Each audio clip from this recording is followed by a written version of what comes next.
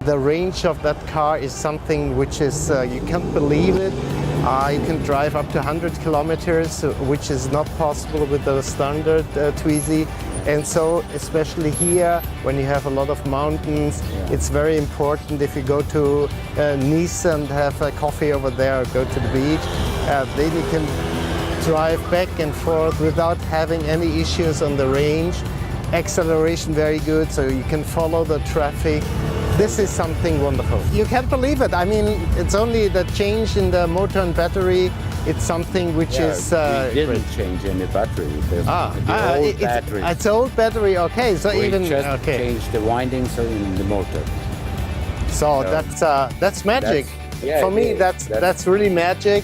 And I only can recommend all customers, if they think about buying a Twizy, just go to ASBP and take the new motor with a special winding, special technology.